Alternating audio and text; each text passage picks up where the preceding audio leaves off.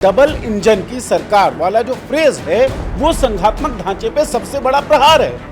आप लोगों को कह रहे हैं कि डबल इंजन की सरकार आप बनाइए, इसका मतलब केंद्र में भारतीय जनता पार्टी है, राज्य में आप भारतीय जनता पार्टी लाइए तो विकास की गति बहुत तेज हो जाएगी।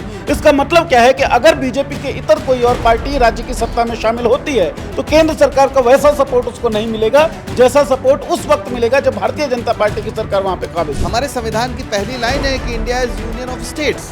हम राज्यों का संघ हैं। हम ठीक है, अमेरिका की तरह नहीं है कि वहाँ पे राज्यों को बहुत इस तरह के अधिकार है कि वो कुछ भी कर सकते हैं, कानून बहुत अलग बना सकते हैं। हाँ, ऐसा नहीं है, लेकिन फिर भी जो केंद्र है वो राज्यों का संघ है और राज्यों की सहमति से को अभिव्यक्त करता है।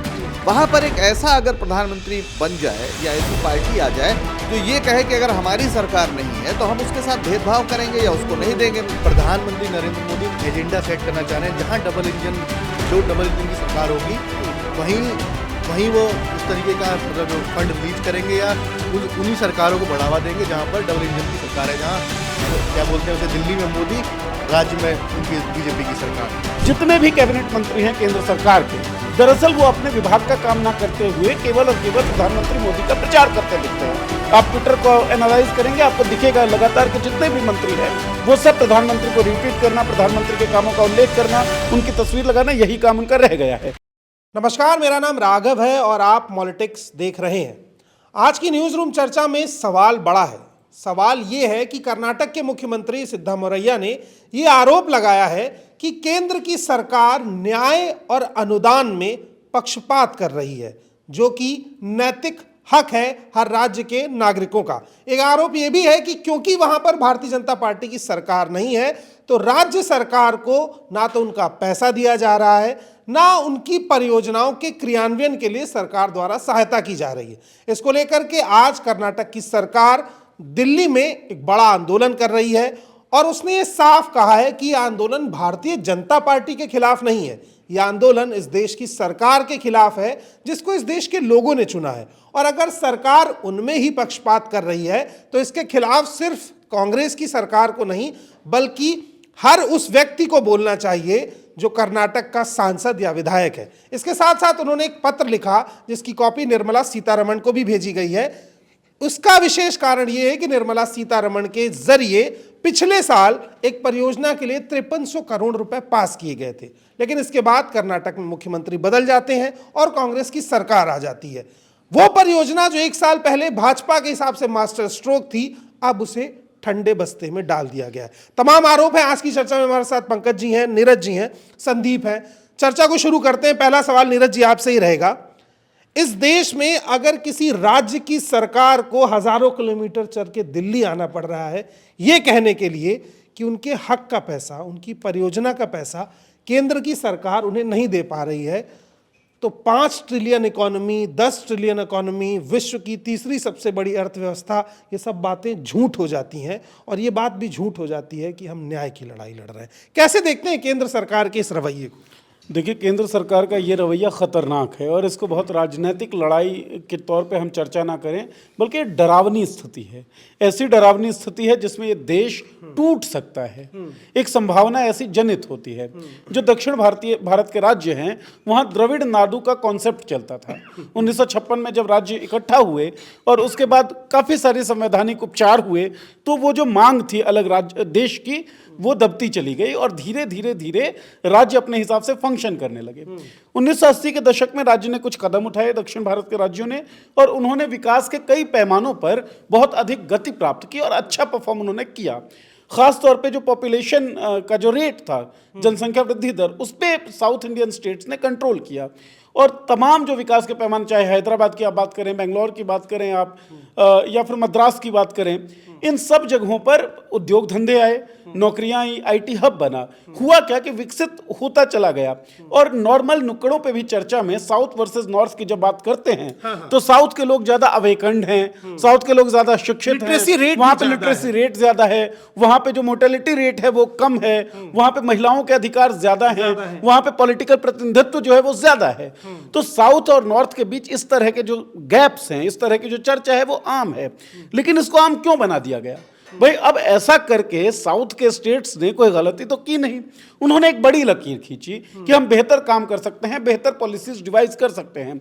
अब इस बड़ी लकीर से और बड़ी लकीर खींचनी चाहिए थी अन्य राज्यों की सरकार को, लेकिन अब केंद्र में जो काबिज मोदी सरकार है उसका जो रवैया है, डबल इंजन का जो फ्रेज था राघव, वो ये बताता है कि उस बड़ी लकीर को वो काट देना चाहते हैं, उसको छोटा कर देना चाहते हैं कि बाकी राज्यों के अगर छोटे लकीर हैं तो उसके साथ सब समान हो जाए। ऐसा तो नहीं होना चाहिए। ये देश की जो हमारी संकल्पना है और विकसित भारत की जो हम सोच रखते हैं या ख्वाब देखते हैं कि विकसित भारत होगा और इतना ट्रिलियन इकोनॉमी होगी, उस पर भी ये आघात है। आप ये समझे जो मैं एक चीज आपसे कहना चाहूंगा कि बात को हम दूसरी तरफ ना ले जाए। मैं बस ये सीधे तौर पर पूछ रहा हूं कि जो आरोप आज कर्नाटक लगा रहा है वही आरोप 6 महीने पहले ममता बनर्जी भी लगा चुकी हैं राशन के मामले में, वही आरोप दिल्ली के मुख्यमंत्री भी लगाते रहते हैं। जब छत्तीसगढ़ में कांग्रेस की सरकार थी तो वही आरोप बघेल जी भी लगाते थे, राजस्थान में जब गहलोत सरकार थी तो वही आरोप गहलोत भी लगाते थे, मध्य प्रदेश में जब कमलनाथ की सरकार थी तो ये आरोप कमलनाथ भी लगाते थे। तो क्या ये सिर्फ कोरे आरोप हैं या इनमें कोई दम भी दिखता है? बिल्कुल दम दिखता है। मैंने इसका जिक्र किया कि डबल इंजन की सरकार वाला जो फ्रेज है वो संघात्मक ढांचे पे सबसे बड़ा प्रहार है। आप लोगों को कह रहे हैं कि डबल इंजन की सरकार आप बनाइए, इसका मतलब केंद्र में भारतीय जनता पार्टी है, राज्य में आप भारतीय जनता पार्टी लाइए तो विकास की गति बहुत तेज हो जाएगी। इसका मतलब क्या है कि अगर बीजेपी के इतर कोई और पार्टी राज्य की सत्ता में शामिल होती है तो केंद्र सरकार का वैसा सपोर्ट उसको नहीं मिलेगा जैसा सपोर्ट उस वक्त मिलेगा जब भारतीय जनता पार्टी की सरकार वहां पे काबिज हो। बड़ी बात कही आपने, बिल्कुल बड़ी बात है। पंकज जी के पास ले जाऊंगा। पंकज जी, एक सवाल ये कि प्रधानमंत्री मोदी जो प्रधानमंत्री हैं, एक लंबे समय तक गुजरात के मुख्यमंत्री रहे, कांग्रेस तब केंद्र में सत्ता में थी, क्या उन्हें किसी इस तरह की समस्या का सामना करना पड़ा? क्या कांग्रेस के रवैये में ये डबल इंजन वाला स्लोगन या टेंडेंसी थी कि उनकी परियोजनाओं को रोका जाए जिन स्टेट्स में कांग्रेस नहीं है? देखिए, मतलब अब पूरी तरीके से तो ये कहना है कि नहीं रहा होगा, बिल्कुल भी ये तो शायद उचित नहीं होगा, लेकिन ये ज़रूर है कि उस समय आज की जैसी कोई स्थिति नहीं थी। समस्या ज़्यादा गंभीर तब हुई है जब से जीएसटी जो लागू हुआ। जीएसटी ने क्या किया कि राज्यों को जो कर लगाने का अधिकार था या जो डायरेक्ट टैक्स वो वसूलते थे वो सब खत्म हो गया। अब जीएसटी के जरिए केंद्र ने सारे आर्थिक साधनों पर, यानी जो कर व्यवस्था है उस पर नियंत्रण कर लिया, और नियंत्रण करने के बाद वो पैसा लेने के बाद वापस करना या उन्हें देना, वो एक बड़ी समस्या पैदा हुई। एक ज़माना था जब राज्य अपने ज़िलों में चुंगी लगाकर बहुत सी वसूली करते थे, बहुत से कार्य करते थे, आपको शायद याद भी हो। वो सारा सिस्टम अब खत्म हो गया। राज्यों में अपना पहले सेल टैक्स और फिर व्यापार कर आया, वो सब खत्म हो गया। अब जीएसटी है तो राज्य केंद्र के अधीन सारा पैसा चला जाता है और वहाँ से पलट कर आप उतना नहीं देते जितना ज़रूरत है या जितना एक न्यायपूर्ण वितरण व्यवस्था होनी चाहिए। जैसे सिद्धारमैया कह रहे हैं कि हम अगर 100 रुपए देते हैं तो हमें बदले में सिर्फ 13 रुपए मिल रहे हैं। ये सिर्फ एक दिन का मसला नहीं, जबकि यूपी को 46 रुपए मिल रहे हैं। तो ये एक बड़ी समस्या पैदा होती जा रही है और इस बहाने केंद्र जो है वो राज्यों के साथ एक उपनिवेश जैसा व्यवहार करने की ओर बढ़ रहा है। और मैं एक बात बस पूरी कर दूं, जो बहुत ज़रूरी है। अभी इन्होंने कहा, नीरज जी ने, कि संभावना जताई, आशंका है कि केंद्र और अगर देश के तमाम राज्य अगर केंद्र के खिलाफ इस तरह खड़े हो जाएं तो राष्ट्रीय एकता के लिए बड़ा खतरा है। ये हकीकत है। हमारे संविधान की पहली लाइन है कि India is union of states. हम राज्यों का संघ हैं। हम ठीक है अमेरिका की तरह नहीं है कि वहाँ पे राज्यों को बहुत इस तरह के अधिकार हैं कि वो कुछ भी कर सकते हैं, कानून बहुत अलग बना सकते हैं। यहाँ ऐसा नहीं है, लेकिन फिर भी जो केंद्र है वो राज्यों का संघ है और राज्यों की सहमति से को अभिव्यक्त करता है। वहाँ पर एक ऐसा अगर प्रधानमंत्री बन जाए या ऐसी पार्टी आ जाए जो ये कहे कि अगर हमारी सरकार नहीं है तो हम उसके साथ भेदभाव करेंगे या उसको नहीं देंगे। दूसरी बात, अभी इन्होंने जो खतरा हो गया है, आबादी के हिसाब से आपके यहाँ कितने सांसद होंगे ये तय होता है।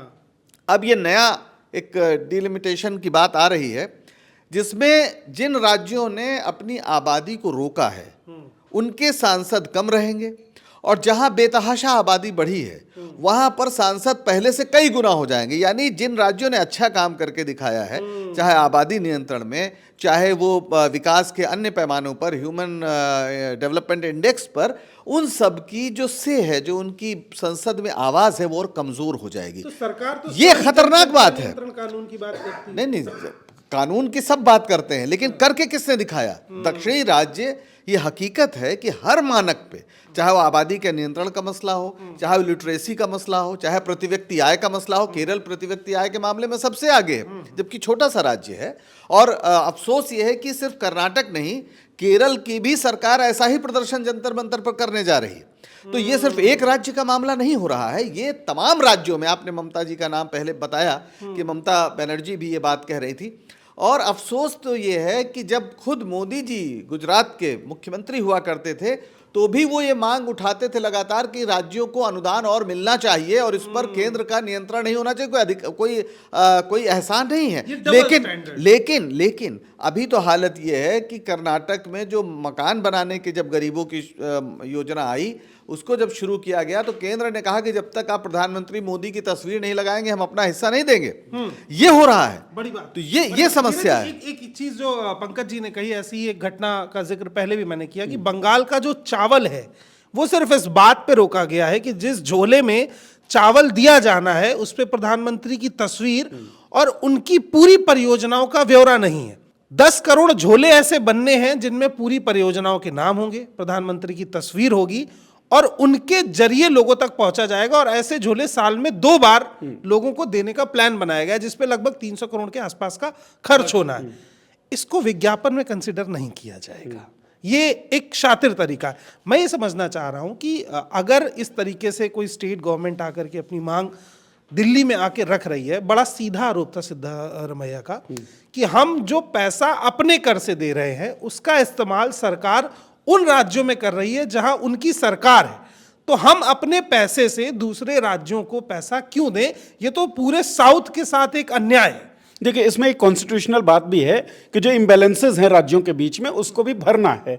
लेकिन आप समझें कि 1 रुपया का टैक्स जब उत्तर प्रदेश देता है तो उसको 1 रुपया 79 पैसे के आसपास मिलता है, जबकि कर्नाटका के राज्य में जब 1 रुपया का टैक्स अगर वो दे रहा है तो उसको 47 पैसा। जनसंख्या का मसला भी तो हो सकता है नीरज जी। जनसंख्या तो अब जनसंख्या नियंत्रण की बात हम कब से कर रहे हैं? इंदिरा गांधी के दौर से कर रहे हैं ना, कि जनसंख्या नियंत्रण होना चाहिए। अब किसी राज्य ने अगर जनसंख्या नियंत्रित किया, ऐसी योजनाएं वो लेकर आया, तो क्या आप उसको सजा देंगे? मतलब पूरी सरकार, पूरा देश जो चीज चाह रहा था वो कोई राज्य अगर करके दिखा दिया तो उसको तो रिवॉर्ड मिलना चाहिए, उसको तो रिवॉर्ड मिलना चाहिए, इनाम मिलना चाहिए। लेकिन ये तो सजा जैसी हो गई ना कि टैक्स कलेक्शन उसका ज्यादा है लेकिन उसका शेयर जो है वो आपने कम कर दिया है। ये बहुत बड़ी गलती है। दूसरी बात, आप एक बात ये समझें कि केंद्र और राज्य, आपने बात की कि एडवर्टाइजमेंट ममता बनर्जी वाला और बंगाल में जो मोदी चाहते हैं या केंद्र सरकार ने जिस कारण से फंड रोका, आपने उसकी बात की।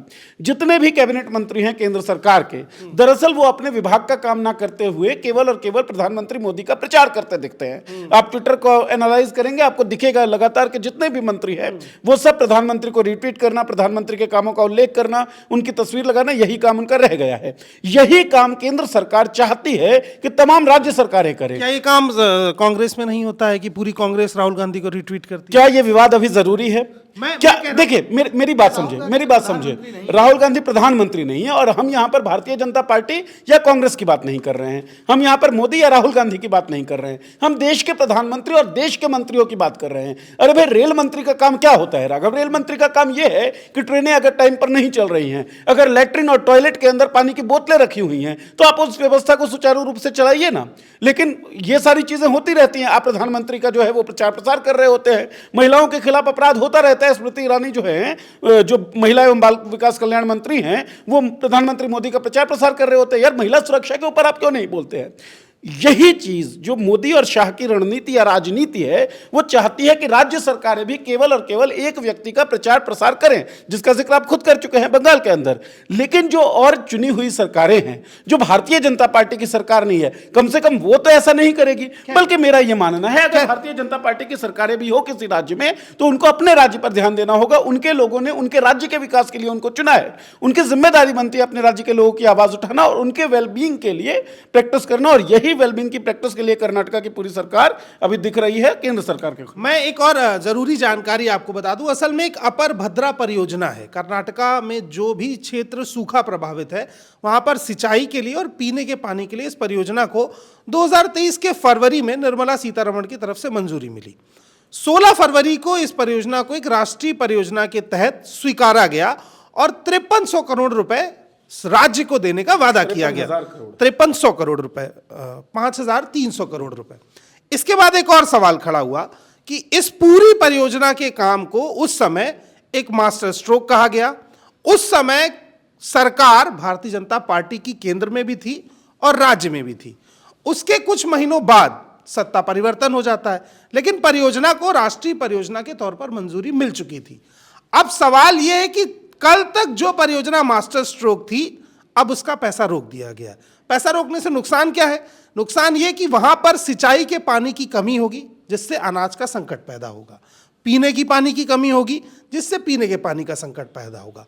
और इस संकट की घड़ी में अगर अनुदान का पैसा भी रोक दिया जाए तो अंदर ही अंदर सरकार का विरोध शुरू हो जाएगा। उस विरोध का फायदा किसे मिलेगा? विपक्ष को।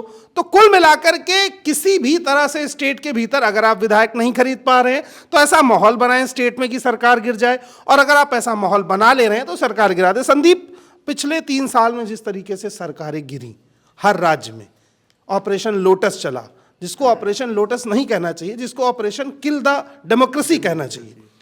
आप इस पूरे स्टैंडर्ड को कैसे देखते हैं कि एक स्टेट के मुख्यमंत्री की आवाज इतनी कमजोर कैसे हो गई कि वो दिल्ली आके अपने अनुदान की मांग कर रहे हैं? देखिए, प्रधानमंत्री नरेंद्र मोदी एक एजेंडा सेट करना चाह रहे हैं, जहां डबल इंजन की सरकार होगी वहीं वो उस तरीके का मतलब जो फंड रिलीज करेंगे या उन्हीं सरकारों को बढ़ावा देंगे जहां पर डबल इंजन की सरकार है, जहां क्या बोलते हैं उसे, दिल्ली में मोदी, राज्य में उनकी बीजेपी की सरकार। जिस तरीके से पूरे विपक्ष पर अभी आघात किया जा रहा है ईडी के तौर पर, और तमाम जो राज्य जहाँ पर कांग्रेस की या विपक्ष की सरकारें भी है, वहाँ पर एक जिसे कहते हैं कॉरपोरेट दलाल, अभी झारखंड की जो विधायक हैं दीपिका कांग्रेसी, उन्होंने विधानसभा में आवाज़ उठाई। उन्होंने कहा कि निशिकांत दुबे के तौर पर कॉरपोरेट दलाल प्रधानमंत्री नरेंद्र मोदी ने झारखंड के अंदर छोड़ा हुआ है। ऐसे तमाम ऐसे राज्य हैं जो सिर्फ और सिर्फ मतलब एक प्रधानमंत्री नरेंद्र मोदी ने अपना एक ऐसा व्यक्ति छोड़ा हुआ है जो कहते हैं कि नहीं, जो राज्य चलेगा, आप कुछ भी करिए, आप मुख्यमंत्री हो, कुछ भी हो, लेकिन राज्य उसी तरीके से चलेगा या उनको फंड उसी तरीके से मिलेगा जो हमारा वहाँ नेता बैठा है वो हमें आके बताएगा किस तरीके से सरकार है यहाँ की चलानी है और किस तरीके से वहाँ पर जो कार्यकर्ता है और जनता है वहाँ की प्रभावित होगी। ये पूरी तरीके से विपक्ष को दबाने की साजिश है। और किस तरीके से दिल्ली क्यों आना पड़ रहा है, सबसे महत्वपूर्ण बात, दिल्ली इसलिए आना पड़ रहा है जब वहाँ का फंड रोका, जब कर्नाटक सरकार का फंड रोका जा रहा है। तमाम जो अखबारों में ये बातें नहीं है, जनता तक ये मैसेज, जनता में तो यही मैसेज आ रहा है कि सिद्धारमैया यहाँ के मुख्यमंत्री हैं और वो मतलब इन योजनाओं को लागू करने में असफल हैं, जनता तक मदद पहुंचाने में असफल हैं। दिल्ली आके ये शोर इकट्ठा किया जा रहा है, ये हल्ला इकट्ठा किया जा रहा है कि नहीं, जो इसकी सबसे बड़ी पीछे की वजह है वो प्रधानमंत्री नरेंद्र मोदी है, जो नहीं चाहते कर्नाटक का विकास हो, क्योंकि दक्षिण से भारतीय जनता पार्टी पूरी तरीके से उखाड़ कर फेंक दी गई है और प्रधानमंत्री नरेंद्र मोदी उस गुस्से का बदला लेने के लिए दक्षिण के साथ शायद ये कर रहे हैं। एक और बड़ी चीज़ नीरज जी, मैं कंक्लूजन से पहले डिस्कस करना चाहूँगा। मैं और आप यदि बड़ा साफ स्पष्टीकरण ब्यौरा करें तो जिन राज्यों में लिटरेसी रेट कम है, जिन राज्यों में विज्ञापन का बोलबाला ज़्यादा है, जिन राज्यों में शिक्षा का स्तर कमज़ोर है, वहाँ भारतीय जनता पार्टी का वोट प्रतिशत बढ़ता है। जिन राज्यों में लिटरेसी रेट, महिलाओं के अधिकार और समानता ज़्यादा है, वहाँ पर वोट परसेंट घट जाता है। इसके पीछे की स्ट्रैटेजी क्या हो सकती है? इसके पीछे की स्ट्रेटजी ये है कि जब लिटरेसी रेट ज़्यादा होता है राघव, तो सोचने समझने की ताकत बढ़ती है। जब आप स्कूल में और कॉलेज में जाते हैं, शिक्षा दीक्षा प्राप्त करते हैं, तो आपके अंदर से एक मजबूती आती है जिससे आप सवाल पूछ सकते हैं। और सवाल पूछेंगे तो पूछा किससे जाएगा? जो जिम्मेदार लोग हैं। प्रधानमंत्री से आप सवाल पूछेंगे कि भाई रोजगार क्यों नहीं है, भुखमरी क्यों हो रही है, महंगाई इतनी ज़्यादा क्यों बढ़ गई है, इंटरनेशनल लेवल पे अगर पेट्रोल डीजल की कीमतें कम हो रही हैं तो हमारे देश में क्यों बढ़ती जा रही हैं? आप ये सवाल पूछेंगे और उनको इन सवालों का जवाब देना होगा। आप प्रेस रिलीजेस पे भरोसा नहीं करेंगे, आप कहेंगे कि आप प्रेस कॉन्फ्रेंस क्यों नहीं करते हैं। ये सवाल वो लोग पूछेंगे जो पढ़े लिखे होंगे, जिनका पेट भरा होगा। पेट भरेगा भी कैसे? जब पढ़ लिख जाएंगे, नौकरी वोकरी कर पाएंगे। अभी क्या होता है, 5 किलो राशन दे दो, पढ़ने दो मत, सवाल पूछे नहीं जाएंगे, सवाल दबा दिए जाएंगे और विज्ञापनों से अपना काम चलता चला जाएगा। सवाल तो इतने आसान है कि आप आम कैसे खा रहे हैं, काट कर चूस कर, वही ना, स्थिति है ना। वो तो तभी होगा ना जब लिटरेसी रेट कम होगी, जब आप पढ़ने लिखने और सोचने की तमाम ताकतों को किल कर देंगे तो आपसे सवाल नहीं पूछे जाएंगे। जेएनयू जैसे विश्वविद्यालय का जो अवमूल्यन हुआ है, या जेएनयू जैसे विश्वविद्यालय को जिस तरीके से खराब करने की कोशिश की गई है राजनीतिक तौर पर, वो इसका अनुपम उदाहरण है कि इनको सवालों से दिक्कत है, इनको पढ़ाई लिखाई से दिक्कत है, इनको लिटरेसी से दिक्कत है। कर्नाटका की आपने बात की राघव, 236 तालुकों में से 223 तालुका जो हैं वो बाढ़ हिट, ड्राउट हिट घोषित किए गए हैं, लेकिन बाढ़ राहत के नाम पर 1 रुपया फंड रिलीज नहीं किया है केंद्र सरकार ने। तो भाई आपकी जिम्मेदारी क्या है, आप करना क्या चाहते हैं? नीरज जी, एक और बड़ा आरोप लगाएगा जो जिसको लेकर के मैं पंकज जी के पास आऊंगा। सूखा बाढ़ नहीं है, सूखा। सिद्धामौरैया ने एक और आरोप लगाया कि ऐसा पहली बार नहीं हुआ है, कोविड के दौरान भी जब हमें मदद की सबसे ज्यादा जरूरत थी तब भी सबसे देर से जिसे मदद दी गई वो स्टेट हमारा था। कोविड के दौरान तो केंद्र सरकार, मोदी जी जितना प्रचार ये सब आज करते हैं, कहाँ थे हम सब नहीं जानते हैं। बहुत ही बुरे वो दिन थे और विपक्ष की सरकारों के साथ जो हुआ वो तो देखा ही गया। जो इनकी अपनी सरकारें थी वहाँ पर भी हमने देखा कि किस तरह से गंगा के मैदानों पे उनके अगल बगल किस तरह से लोग शवदाह के लिए परेशान हुए, उन्हें गाड़ा गया, वो सब हमने देखा है। वो तो भयानक स्थिति। मैं एक बुनियादी बात ये आपको याद दिलाना चाहता हूँ, सुप्रीम कोर्ट ने जो केशवानंद भारती का केस है 1973 का, जिसमें उन्होंने संविधान के बुनियादी ढांचों की बात की है, ढांचे की बात की है, तो उस ढांचे में एक संघवाद भी है। अगर आप संघीय ढांचे का सम्मान नहीं करते हैं तो आप असंवैधानिक काम करते हैं। देखिए, केंद्र सरकार एक अमूर्त चीज होती है, वो उसके ऊपर जिम्मेदारी है विदेश नीति की, उसके ऊपर जिम्मेदारी है देश की सुरक्षा की, उसके ऊपर जिम्मेदारी तमाम प्रश्नों पर राष्ट्रीय नीति बनाने की। लेकिन जो राज्य सरकार है उसको तमाम अधिकार हैं कि वो अपने राज्य में, जैसे शिक्षा उसके पास होती है, खाद्य और रसद उसके पास होती है। अब आप चाहते हैं कि जो चावल मिल रहा है, जो इस देश में एक भोजन की गारंटी कानून है जिसके तहत देना ही देना है, उसमें आप अपना चेहरा लगाना चाहते हैं। आप क्यों लगाना चाहते हैं? मुख्यमंत्री का चेहरा क्यों नहीं रहेगा?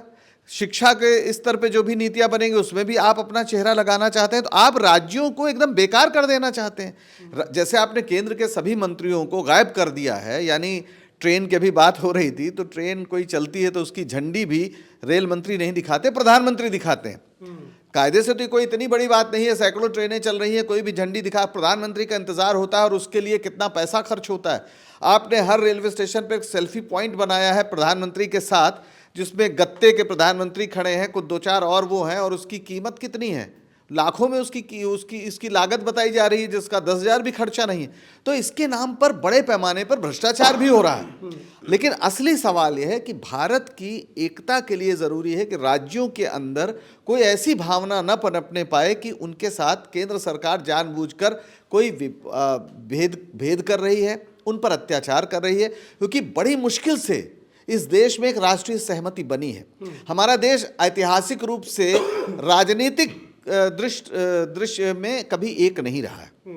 आप सांस्कृतिक एकता की बात करिए, उस पर मैं बहस नहीं करूंगा, लेकिन सच्चाई यह है कि जब हमें आज़ादी मिली तो आज़ादी केवल ब्रिटिश इंडिया को मिली थी।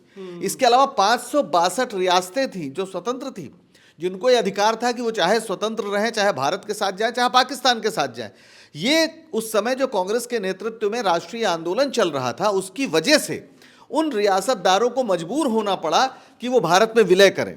और ये पूरा जो बना है, राष्ट्रीय एकता बनी है, इस तरह का नक्शा बना है भारत का, ये सिर्फ और सिर्फ हमारे स्वतंत्रता आंदोलन की देन है।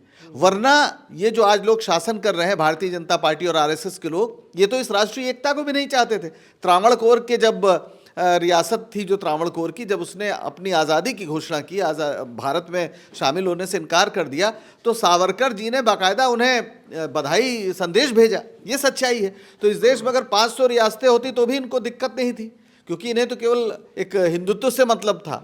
और ये इसीलिए राष्ट्रीय आंदोलन में, स्वतंत्रता आंदोलन में ये लोग शामिल नहीं हुए। ये इस बात की कीमत ही नहीं जानते हैं कि देश कितनी मुश्किलों से एक जगह लाया गया, एक ऐसा संविधान बनाया गया जिसमें सबको ये आश्वासन दिया गया कि चाहे आप नॉर्थ ईस्ट के हैं, चाहे आप द्रविड़ संस्कृति को मानते हो, चाहे आप पश्चिम के हो, चाहे आप पूरब के हो, सबको एक न्याय मिलेगा, एक ऐसा संविधान मिलेगा जो सबके साथ समता का व्यवहार करेगा।